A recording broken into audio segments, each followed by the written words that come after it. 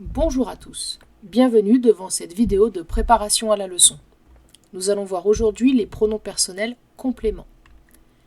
Un pronom personnel est un petit mot qui remplace un nom commun ou un nom propre. Quand il est complément, le pronom désigne la personne ou l'objet qui subit l'action de la phrase. Nous allons voir dans un premier temps les images qui correspondront dans le cahier aux différents pronoms. Je vais les répéter 3 fois chacun. Ensuite, nous verrons comment ils s'écrivent. Let's go! La première personne du singulier. Me. Me. Me. La deuxième personne. You. You. You. Je n'ai pas précisé singulier ou pluriel car il n'y a pas de différence en anglais. La troisième personne du singulier masculin. Him, him, him. La troisième personne du singulier féminin. Her, her, her. La troisième personne du singulier neutre. It, it, it. Le neutre n'existe pas en français, il sert pour tous les objets. Une chaise, un canapé, peu importe, en anglais on utilise it. La première personne du pluriel.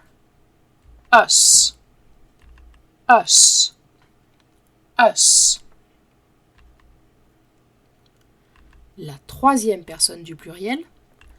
Them, them, them.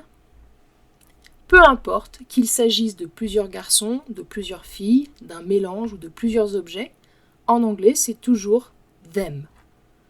On peut utiliser aussi them pour parler de quelqu'un qui ne souhaite pas être genré, masculin ou féminin. Passons maintenant à l'orthographe des pronoms personnels compléments. Me, M-E, il correspond à me, moi, M'. You, Y-O-U, qui est donc singulier ou pluriel sans distinction. Il correspond à te, toi, T' ou vous. Him, H-I-M. On doit bien entendre le H. Him.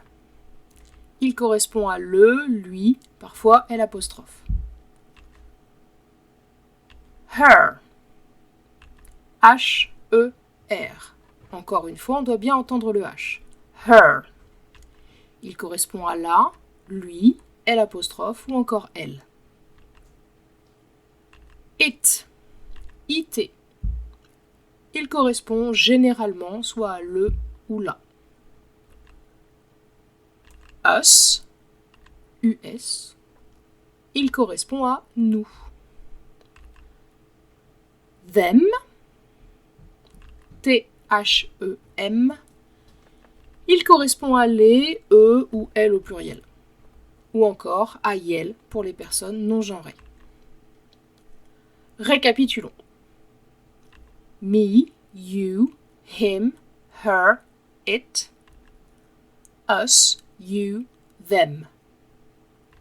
Si vous croisez me, him, us ou them, vous pouvez être certain qu'ils sont compléments de la phrase. N'hésitez pas à regarder la vidéo à nouveau pour être prêt pour les exercices. À bientôt.